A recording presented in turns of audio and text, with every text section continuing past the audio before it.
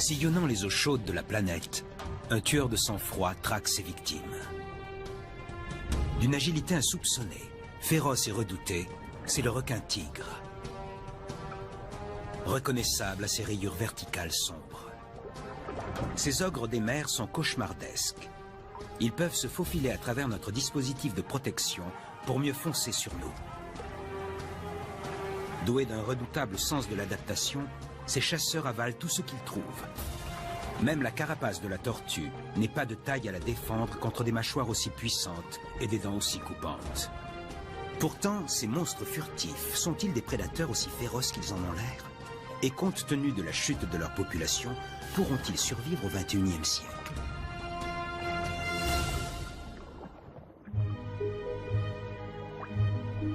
Le requin-tigre compte parmi les prédateurs les plus efficaces de la Terre. Il est si parfaitement adapté qu'il n'a pratiquement pas changé depuis 60 millions d'années. On craint le tueur brutal qui avale tout sur son passage. Mais est-ce qu'il mérite vraiment sa mauvaise réputation? Les chiens tuent entre 500 000 et 1 million de personnes par an. Les noix de coco environ 25 par an. Les requins en tuent une dizaine chaque année. Alors de quoi parle-t-on ici? À grands frais, on sépare les humains des prédateurs. Mais en fin de compte, ce sont les requins qui payent le prix fort. Même ici, chez nous, la seule méthode qu'on a trouvée pour se protéger de ces animaux est de les tuer.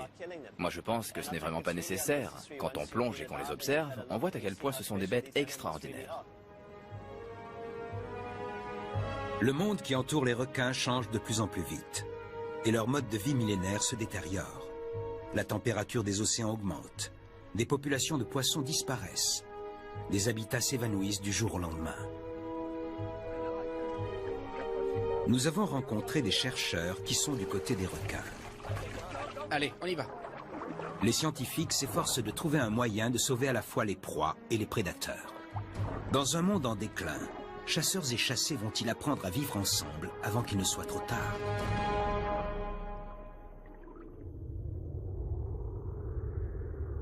Le requin-tigre fréquente aussi bien les zones tempérées que les régions tropicales. Il préfère les eaux chaudes et se nourrit de tout ce qu'il trouve. Il est dans son élément le long de la côte est africaine. Non loin de Durban, on note soigneusement les données sur toutes les attaques de requins afin de les analyser. Le requin-tigre constitue-t-il vraiment un danger pour l'homme? Jeremy Cliff, cadre scientifique au Natal Sharks Board, un centre d'études et de protection des requins, nous répond. Sur la base des statistiques mondiales en matière d'attaque de requins, on sait que les 3 espèces les plus dangereuses sont le grand requin blanc, le requin tigre ou le requin bulldog, ou comme on dit en Afrique du Sud, le requin du Zambèze. Avec des dents exerçant une pression de 3 tonnes au centimètre carré, le requin tigre de nature vorace peut s'attaquer pratiquement à n'importe quoi.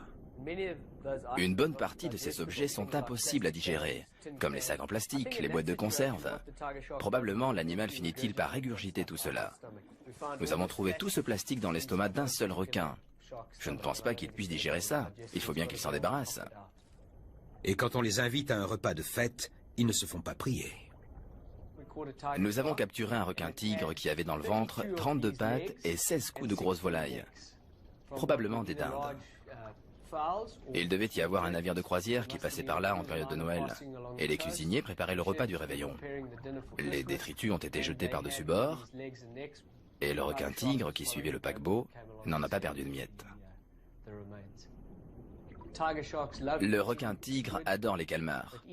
Mais ces animaux sont porteurs de becs cornés extrêmement indigestes. On a dénombré jusqu'à 400 de ces becs dans un seul estomac. Il mange pratiquement tout ce qui bouge, même s'il ne peut pas l'avaler d'un seul coup.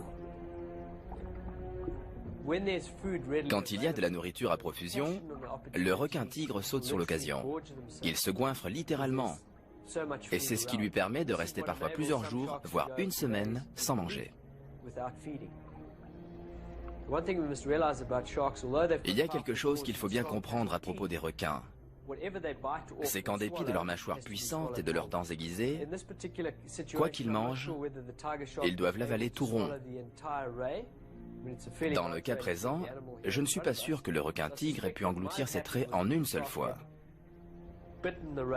Nous sommes ici en présence d'un spécimen de grande taille. Et je pense que le requin a dû s'y reprendre à plusieurs fois pour pouvoir l'avaler.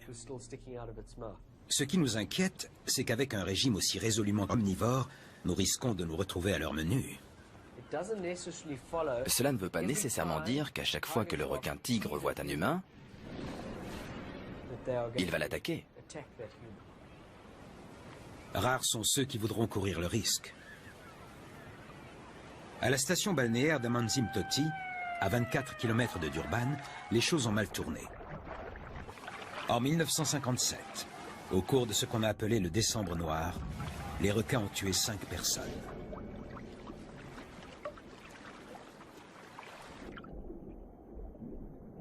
Au large, on a dressé un mur de filets qui a permis de prendre quelques 1400 requins chaque année.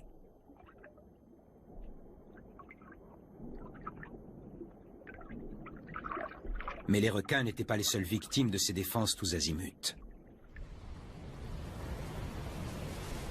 Les sinistres attaques de Décembre noir ont donné lieu à la création du Natal Sharks Board, non loin de Durban.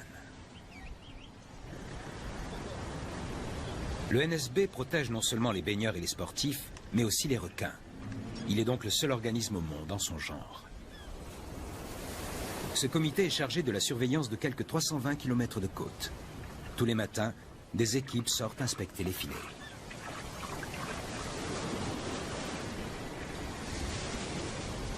Un personnel dévoué d'environ 150 personnes se répartit sur une quinzaine d'embarcations de surveillance. Cela peut faire un choc d'apprendre que les filets, de 6 mètres de haut, ne vont pas jusqu'au fond de l'eau, 10 mètres plus bas. Ceux qu'on appelle des requins tueurs sont tout à fait capables de passer en dessous quand ils arpentent les bas-fonds. Ils peuvent passer par-dessus, par-dessous et aussi sur les côtés. À vrai dire, il y a 3 fois plus de risques de mourir noyé que victime des requins. Les équipes examinent le système sur toute sa longueur pour voir si les filets n'ont pas été endommagés ou si des requins ne se sont pas fait prendre pendant la nuit. La dernière attaque sur une plage protégée remonte à 1999. Si les attaques mortelles ont pratiquement été éliminées, la crainte reste, et les filets aussi. Sur les 630 requins de différentes espèces pris chaque année, moins d'une centaine sont relâchés vivants. Il faut que l'eau circule en permanence sur la peau des requins pour que l'oxygène parvienne jusqu'à leurs ouïes. Si l'équipage n'arrive pas à temps, ils étouffent. Les requins payent le prix fort. Mais sur la côte africaine, le tourisme, d'une importance capitale, se poursuit dans une relative sécurité derrière les filets.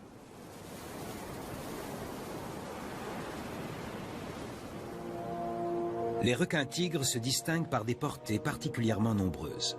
Le fait de tuer cette seule femelle pleine a entraîné la mort de près de 40 petits.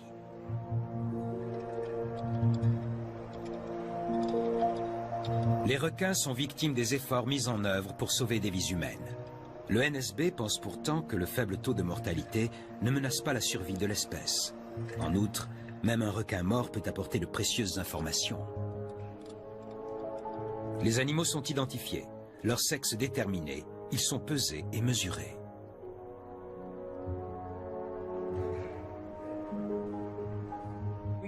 Dans la région, nous attrapons 50 à 70 requins-tigres chaque année dans les filets.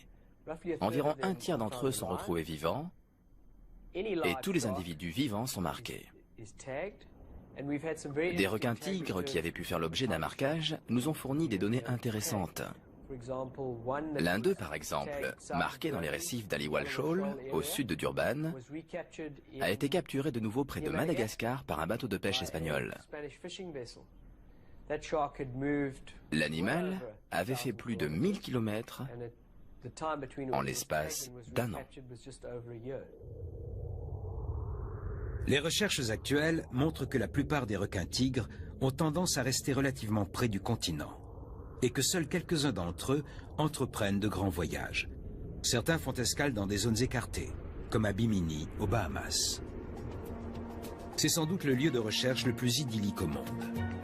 Cette petite île de 23 km² est la destination de prédilection des requins dans l'océan Atlantique.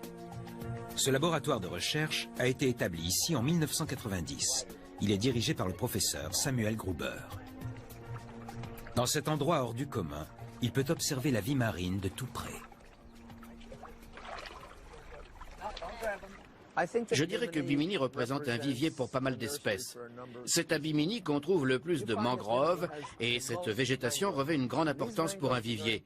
Elle compte beaucoup pour les poissons à nageoires, les homards, les conques, tout ce que mangent les indigènes. Et c'est très important aussi pour les requins citrons, les requins nourrices, les requins marteaux tibureaux et de plus en plus les requins tigres. Ne leur faites pas peur. Le professeur Gruber est entouré d'une vingtaine de chercheurs qui étudient avec lui la vie des requins sous tous ses aspects. Un bon moyen pour immobiliser un instant un requin consiste à le retourner. Il ralentit alors sa respiration et se calme.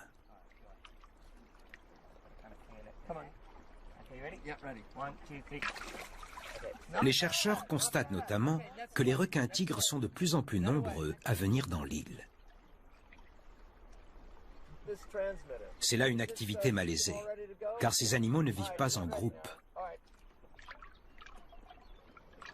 Le professeur espère que les dispositifs d'identification et de pistage permettront de comprendre pourquoi et comment les requins tigres fréquentent l'île. Cela fait plus de 30 ans qu'il étudie les requins, et il a fondé un groupe spécialisé, le Shark Specialist Group, une unité de l'IUCN, l'Union internationale pour la conservation de la nature. Il s'est aperçu que les mangroves enchevêtrées, mais aussi les lagons calmes, dispensent abri et protection aux requins nouveau-nés. Mais il s'inquiète de plus en plus du projet de destruction de la mangrove à Bimini. La mangrove est capitale pour la survie de l'écologie marine, des récifs et de l'écologie côtière. Et on va la faire disparaître. 2 fois par mois, il examine la population locale de requins. Il enregistre leurs mouvements, leur taille, d'où ils viennent et où ils vont.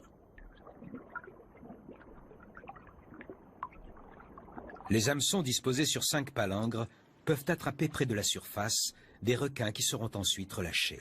Encore que les requins nourrices, qui aiment à se prélasser au fond de l'eau, ne remontent pas saisir l'appât. Les chercheurs reviennent quelques heures plus tard afin de minimiser le temps pendant lequel un animal est pris à la ligne. Les requins chassent de préférence du crépuscule jusqu'à l'aube. Mais avant cela, il y a du mouvement dans les bas-fonds. Hé Doc, je crois qu'il y a des requins nourrices par là. J'ai aperçu comme un aileron marron. Je crois qu'ils sont en route. Oui, je les vois, je les vois. Je les ai vus, c'est sûr.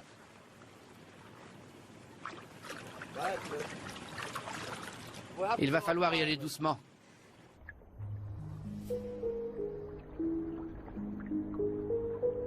Lors de l'accouplement, les requins ne débordent pas vraiment de tendresse. Le mâle est particulièrement agressif.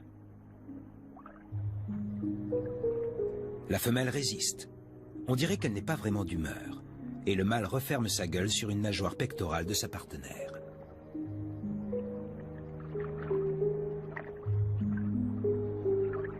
S'il veut s'accoupler, il doit se bagarrer pour la maintenir en position, ce qui peut demander des heures d'effort et d'endurance.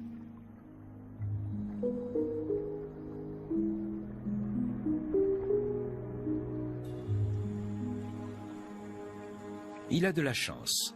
D'autres requins nourrices n'en sont qu'au tout début de la longue parade nuptiale. 2 femelles sont poursuivies par une file de prétendants mâles. Il faut parfois attendre jusqu'au bout de la nuit pour pouvoir enfin s'accoupler. Lorsque le jour baisse et qu'une tempête s'abat sur Bimini, les eaux s'animent.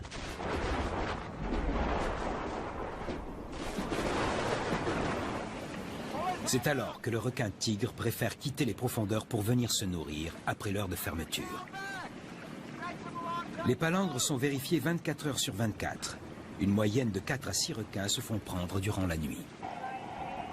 Le professeur Gruber se démène pour donner ses instructions.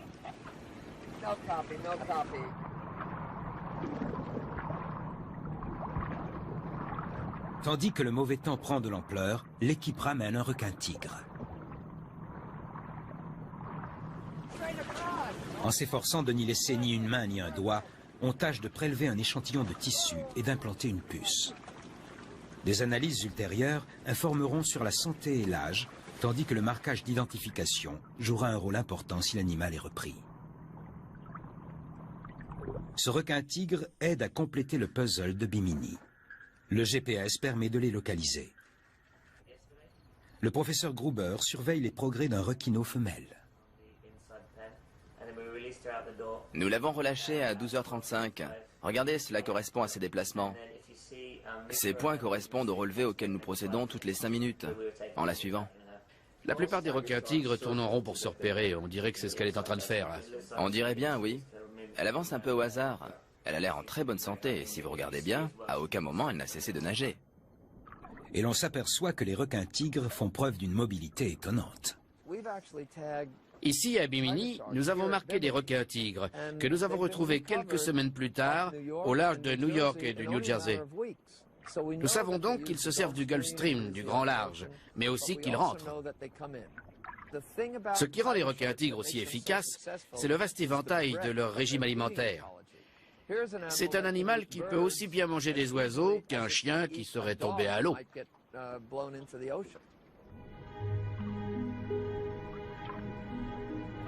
Les requins-tigres ont un gros cerveau très évolué.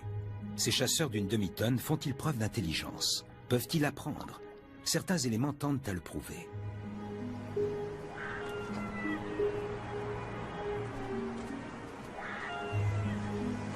Au large de Hawaï, au nord-ouest, se trouve l'île de Tern, qui sert d'aire de lancement à des milliers de jeunes albatros. Il faut bien que les oisillons essaient leurs ailes, mais le baptême de l'air peut tourner au désastre.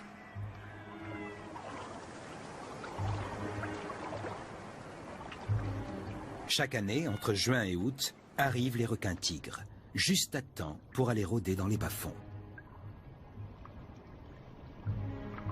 Ici, atterrir sur l'eau revient à jouer avec le feu.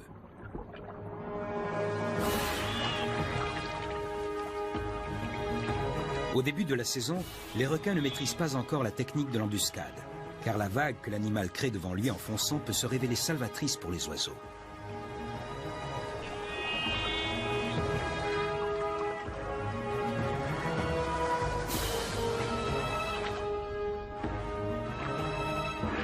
Mais au fil des semaines, ils affinent leur style et apprennent à se propulser hors de l'eau pour ensuite attaquer en redescendant en arc de cercle.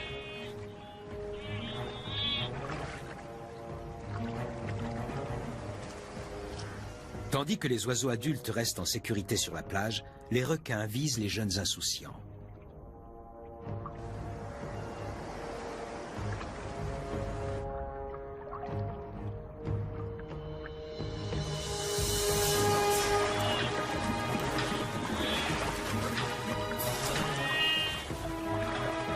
Les requins, sagaces, ont appris qu'ils pouvaient revenir faire bombance ici, d'année en année.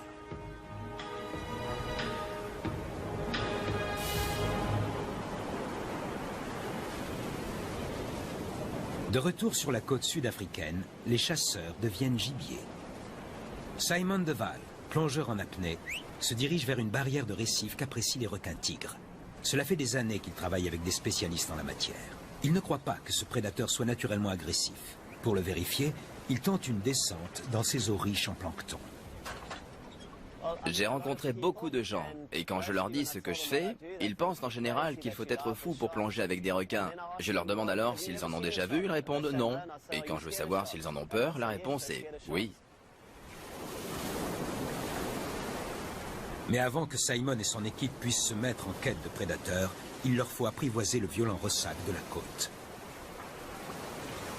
Aujourd'hui, ils auront livré bataille pour rien. Ce qui ne manque pas de leur rappeler que ce sont les requins-tigres, et non pas les humains, qui sont ici dans leur élément.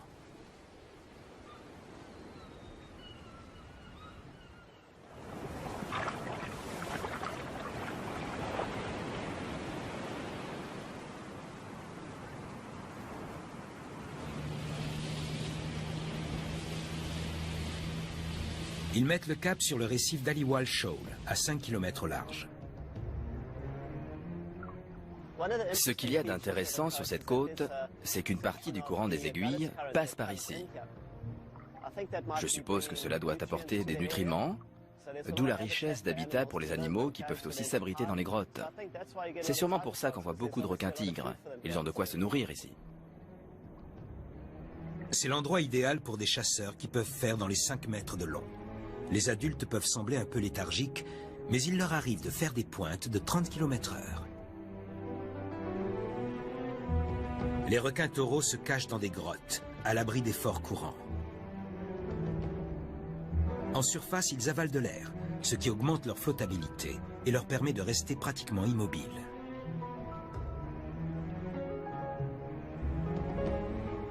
En dépit de leurs dents effrayantes, ils se montrent rarement agressifs vis-à-vis des plongeurs et préfèrent chercher des poissons dans des zones plus calmes.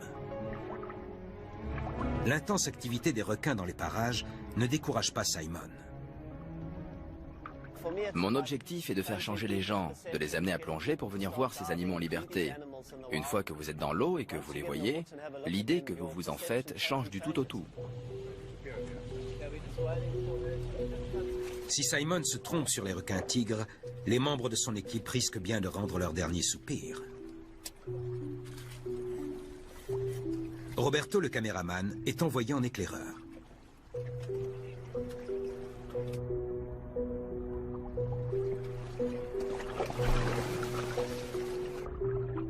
Des rémoras viennent l'examiner. C'est un signe révélateur, car si ce nettoyeur ambulant est ici, c'est que son client favori, le requin, n'est pas loin. 2 requins tigres. Simon a-t-il vraiment raison?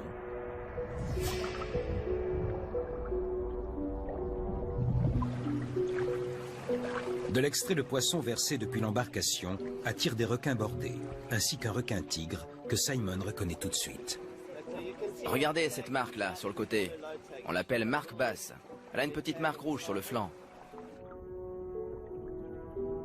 Normalement, les marques sont fixées à la base de la nageoire dorsale, de manière très aisément identifiée. Debbie Millin accompagne Simon autour du monde. Elle aussi est une protectrice passionnée des requins. Elle s'inquiète de voir leur nombre diminuer. On tue 100 millions de requins par an et c'est effrayant. Tout le monde devrait apprendre à connaître ces animaux tant qu'il y en a encore.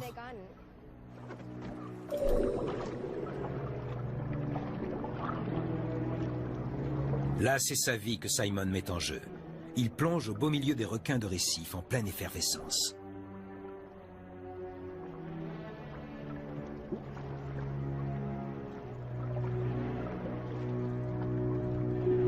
Simon et Debbie sont tous les deux plongeurs en apnée. Sous l'eau, ils peuvent retenir leur souffle pendant plusieurs minutes.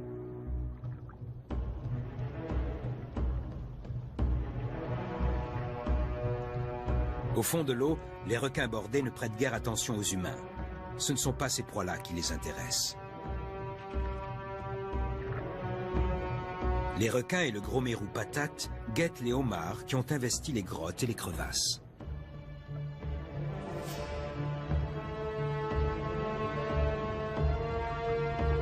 Les prédateurs cherchent par où se faufiler et la frustration monte dans le banc.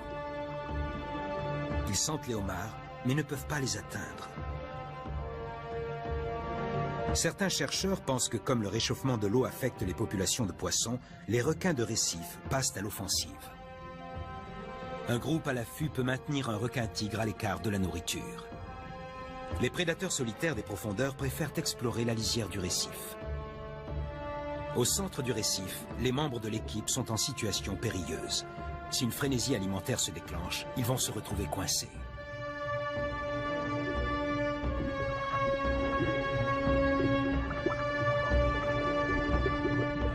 Et il semble bien que l'odeur des homards rende les requins furieux.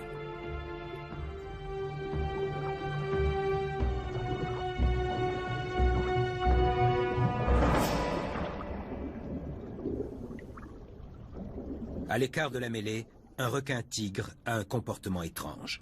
À plusieurs reprises, il semble tâter la roche de la gueule. Certains animaux avalent des pierres pour faciliter leur digestion. Si le requin-tigre devait en faire autant, cela pourrait contrebalancer le fait qu'ils se nourrissent sans aucune discrimination. Les requins peuvent aussi contrôler leur flottabilité grâce à leur foie surdimensionné. En effet, celui-ci peut faire un bon quart de leur masse corporelle, et sa richesse en huile améliore leur portance.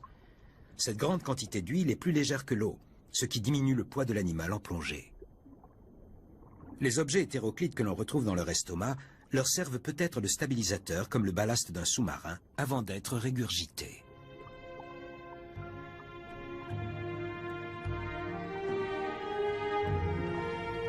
Simon et Debbie éprouvent un grand respect pour les requins-tigres. Les requins-tigres ont une meilleure vue que les humains, et ce n'est que l'un des sens dont ils se servent pour chasser. Dans l'obscurité complète, ils se fient à leur odorat hors pair, ou à leurs électrorécepteurs qui leur permettent de détecter les champs électriques des proies potentielles.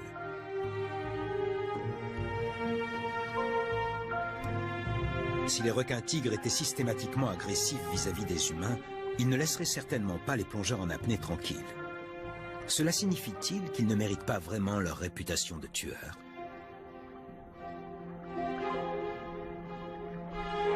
Pour Simon, la plongée parmi ces doux géants nous donne une leçon qu'il aimerait partager avec d'autres. Pour moi, la question n'est pas de savoir s'il faut ou non avoir peur d'eux. Ce sont de très grosses bêtes, vous savez, et je pense qu'il faut les respecter. Mais tant que vous gardez à l'esprit que ce sont des animaux sauvages, et si vous vous enlevez de la tête toutes ces idées sur leur cruauté, cela devient un vrai plaisir. Il n'y a plus qu'à apprécier leur beauté, observer leur lenteur, leurs mouvements, c'est très relaxant. Et je pense que plus on se détend en compagnie de ces animaux, plus on les apprécie, et plus on comprend qu'ils ont besoin d'être protégés. Plus haut sur la côte, un autre site attire les requins. C'est l'endroit où la réserve marine de Sainte-Lucie rejoint la mer. En 2002, l'entrée en a été fermée parce qu'une épave déversait sa cargaison de produits chimiques toxiques dans le système d'eau douce. Maintenant, une forte tempête a déplacé la barrière de sable. Pendant des générations, cette zone a abrité des milliers de mulets à tête plate lors du frai, un véritable festin pour les requins.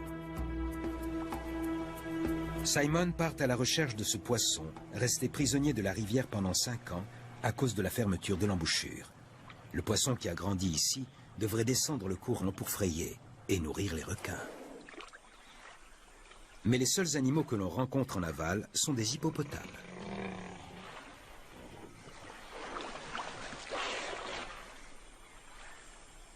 Il y a plusieurs années, le nombre de crocodiles s'élevait à 4000 individus environ. Peut-être parce que la barrière de sable coinçait quantité de mulets dans cette zone. Plus récemment, faibles précipitations et sécheresse ont plongé la population de crocodiles dans une spirale descendante. Le nombre d'hippopotames reste relativement stable. Chaque année, les hippopotames tuent bien plus de gens que les requins. Mais les victimes dans les zones rurales éloignées ne sont guère médiatisées. Il y a effectivement des poissons, car le crottin d'hippopotame fournit un engrais fort utile. Mais ce que Simon cherche, ce ne sont pas des mulets en pleine croissance. C'est ici le seul endroit au monde où l'on peut voir des crocodiles, des hippopotames et des requins dans les mêmes eaux. Faute de poissons, les crocodiles se contentent de charognes.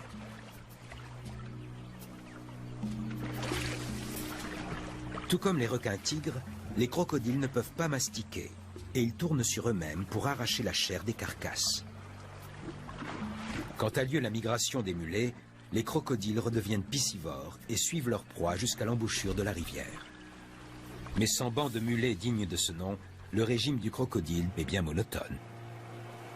Ne voyant pas de poissons descendre la rivière, Simon sort de l'eau en quête de mulets qui remonteraient le courant depuis la mer. Espérons qu'à l'embouchure, les bas-fonds vont bientôt fourmiller de poissons en pleine période de frai. De vastes bancs de mulets adultes devraient arriver le long de la côte pour frayer, mais pour l'instant, on ne voit rien venir. Pendant des générations et des générations, les prédateurs sont venus tous les ans sur cette partie de la côte pour se régaler de mulets. Même en l'absence de mulets, les requins arrivent. C'est ainsi qu'ils sont programmés. Ils ne peuvent pas changer du jour au lendemain. Taraudé par la faim, le requin peut s'attaquer à d'autres requins. Ce requin de sable porte la marque très caractéristique des dents du requin-tigre.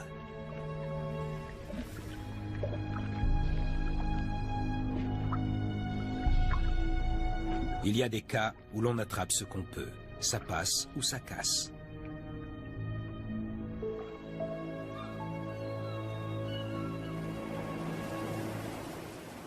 Sur cette portion de la côte, des requins bordés suivent les bancs de sardines vers le sud.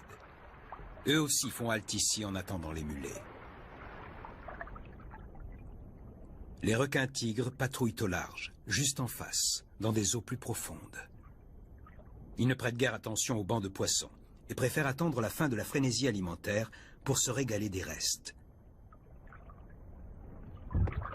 Ce requin pélagique à pointe blanche a beau être lui-même féroce, il n'en a pas moins perdu une nageoire. Aurait-il croisé un requin-tigre affamé? On ne trouve par ici que quelques bancs de maquereaux et de brèmes. Et comme la migration de mulets se fait attendre, les chasseurs à l'affût font feu de tout bois.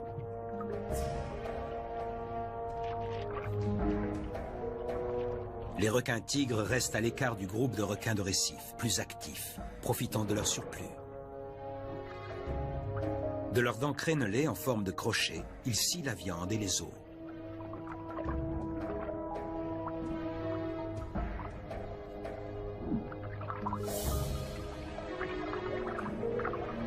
En Afrique du Sud, d'autres poissons en migration souffrent aussi. Au nord, les eaux se réchauffent, ce qui réduit le nombre de sardines migrant le long de la côte. N'importe quel banc a au fait d'attirer les prédateurs, même les dauphins communs.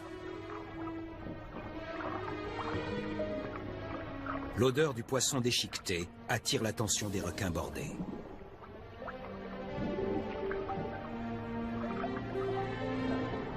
Les rémoras abandonnent leur hôte pour venir grappiller. La diminution des migrations de mulets et de sardines risque de toucher durement des espèces comme les requins bordés.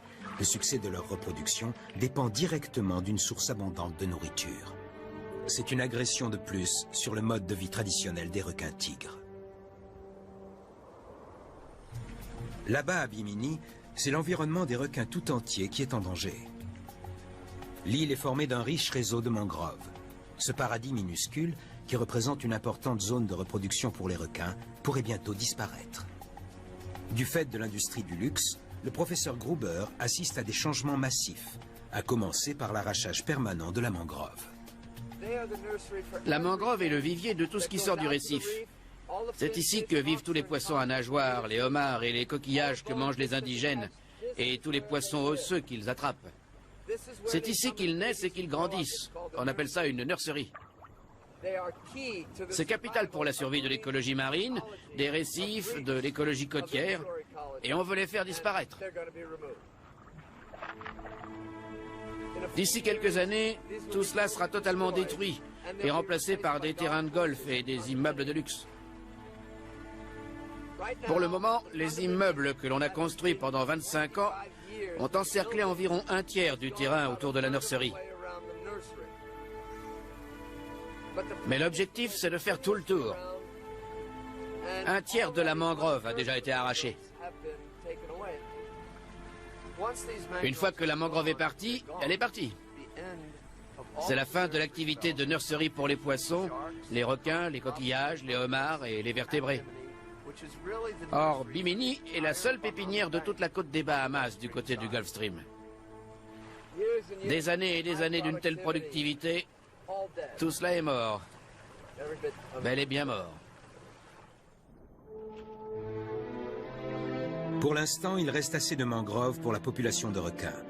Mais les nurseries de requins-tigres et des 12 autres espèces de requins qui s'y abritent risquent d'être détruites par les promoteurs qui menacent d'arracher ces arbres protecteurs.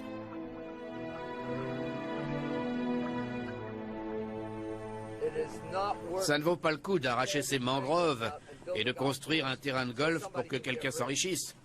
Ça, c'est la richesse. La vraie.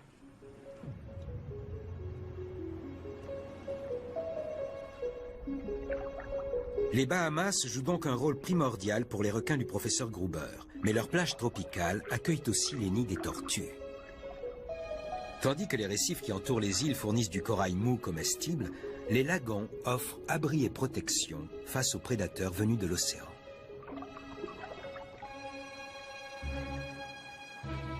Un jeune requin-tigre débordant d'ambition n'hésite pas à déranger la sieste d'une tortue kawan.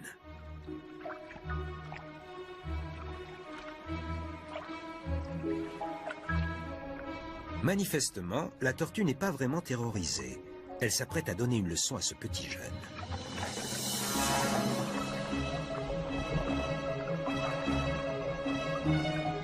Une chiquenaude sur les ouïes délicates est un douloureux coup de semonce.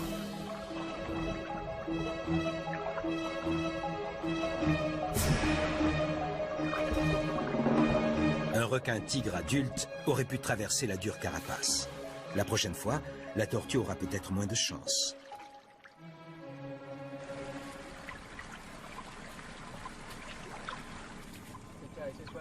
Tous les jours, les chercheurs de Bimini inspectent les récifs à la recherche de requins porteurs d'émetteurs radio.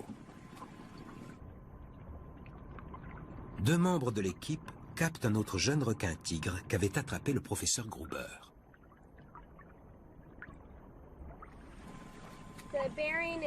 Il est à 30 mètres d'ici, à 165 degrés. Les schémas de pistage détectés donnent à penser que les requins-tigres se réfugient dans la mangrove pendant leurs 3 premières années. Le professeur Gruber a presque 20 ans de données sur différents requins de Bimini. Il pense que c'est son régime omnivore qui permet aux requins-tigres de mieux s'en sortir que les autres espèces. La nouvelle génération semble florissante. Les requins-tigres utilisent désormais l'espace de Bimini comme nurserie, alors qu'ils n'y venaient auparavant que pour se nourrir. C'est maintenant la première espèce de requin que nous attrapons à la palangre à titre expérimental. Ce morceau de nageoire va s'ajouter à la base de données ADN. Ce qui ne change pas, c'est leur constitution génétique. On peut déterminer exactement de quel requin il s'agit et savoir qui sont son père et sa mère. Enfin, on voit s'il était en bonne santé au moment où il a été attrapé et comment réagit son système immunitaire.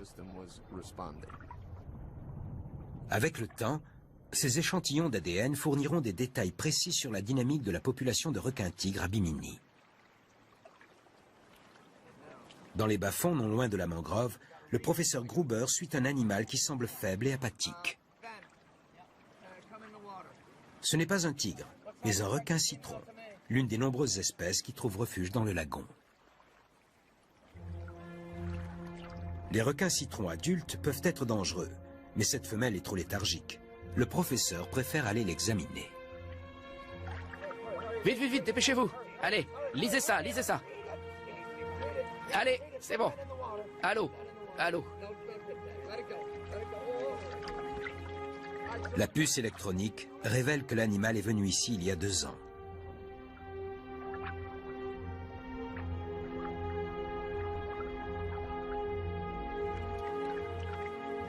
Une rapide vérification confirme le diagnostic. Il n'y a pas de doute, c'est une femelle pleine. Le professeur décide de jouer les sages-femmes. Bon, écoutez, on a beaucoup troublé l'eau ici. Prenez-la par la nageoire pectorale et déplacez-la d'1,50 m à 2 mètres, tout doucement. Elle semble trop affaiblie pour mettre bas toute seule.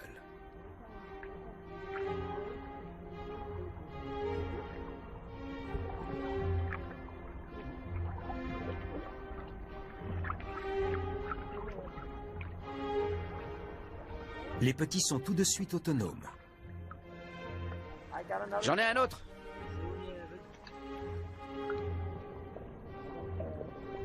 Les requinots incubent, chacun dans son œuf, dans l'utérus. Au bout de 10 mois, ils éclosent dans le ventre de leur mère.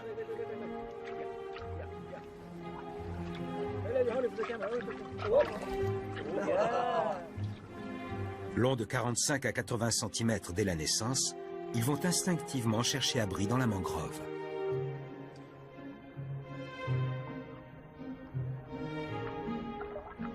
Ces chasseurs miniatures pourront atteindre jusqu'à 3 mètres.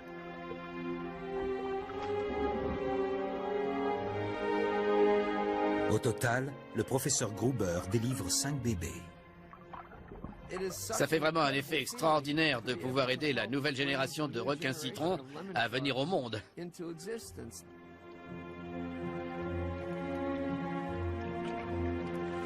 Après s'être reposée, la mer s'en retourne vers le récif.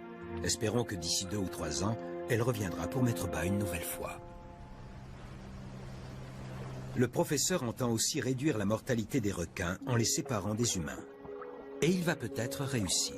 Avec Eric Stroud, de la défense des requins, ils se sont penchés sur les signaux d'alarme qu'émettent les poissons attaqués.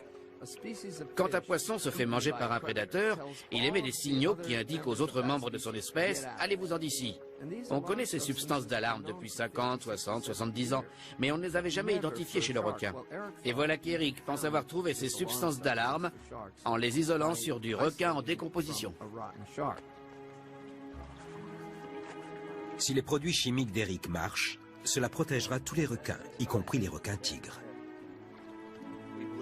Cette main factice a été trempée dans de l'huile de poisson pour stimuler un réflexe de morsure, mais ce requin nourrice ne joue pas le jeu. Pour améliorer cet encas, on y ajoute une crevette. Cette fois-ci, en trempant le mannequin dans l'eau, on obtient une vive réaction. Ils sont tellement énervés qu'ils en oublient le répulsif.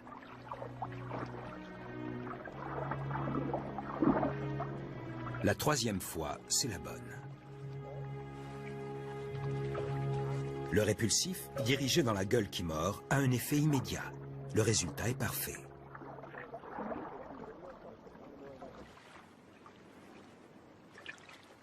Pour tester un produit chimique perçu par l'odorat, le professeur Gruber provoque un état second chez un autre requin citron. Une petite dose est libérée près de la paire de narines sur le museau. Les requins sont connus pour leur capacité olfactive. Celui-ci détecte immédiatement le produit chimique et réagit vivement. Les forts éléments répulsifs sont efficaces sur différentes espèces. À titre de comparaison, le professeur Gruber doit faire le test sur un jeune requin-tigre. Mais les jeunes aussi ont une force incroyable. Comme tout à l'heure, une fois retourné, le requin se calme.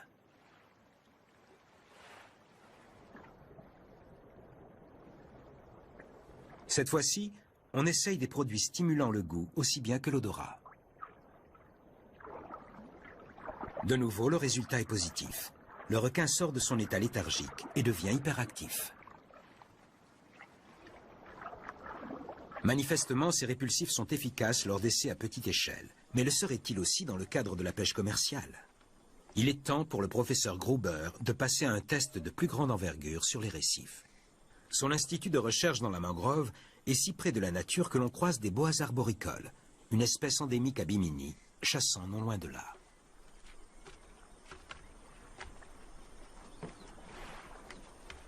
Alors que l'équipe est prête pour le lancer, elle est surveillée par un balbuzard pêcheur. Ces oiseaux se nourrissent des poissons en maraude parmi les racines. Presque tous les animaux de l'île dépendent de la mangrove pour le gîte et le couvert.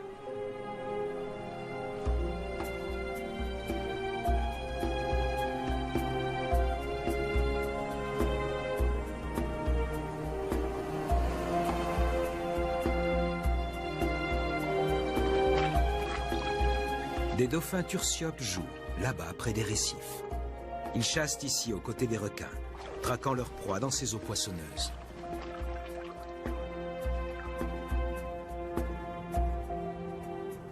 Pour éviter que ces sujets d'étude ne s'habituent à son équipe, le professeur Gruber s'en va poursuivre ses tests de l'autre côté de l'île. Les requins de récif sont curieux. Ils chassent partout. Aujourd'hui, ils convergent par bandes vers un récif non loin de Bimini, appelé Ayers Rock. Pour son test, le professeur a besoin d'un échantillon assez large. Des morceaux de poisson gras maintiennent les requins auprès du bateau, tandis que l'odeur en attire d'autres depuis des centaines de mètres à la ronde. La pêche commerciale à la palangre est le plus grand ennemi des requins et en tue des millions chaque année. On a calculé qu'il meurt au moins 3 requins à la seconde. En mettant au point des répulsifs, le professeur Gruber et Eric Stroud se sont rendus compte qu'ils prenaient le problème du mauvais côté. La question a toujours été d'empêcher les requins de mordre les humains. En fait, ce n'est pas du tout ça. Ce sont les requins qu'il faut protéger. Or, on s'est bientôt aperçu que ces substances d'alarme pouvaient sauver des millions et des millions de requins chaque année. Dernier test pour sauver les requins-tigres. Des bombes de répulsifs sont jetées au milieu des bêtes, mais rien ne se passe. Les bombes devaient exploser au contact de l'eau. Heureusement, il y a assez de nourriture pour garder les requins à proximité. Deuxième tentative.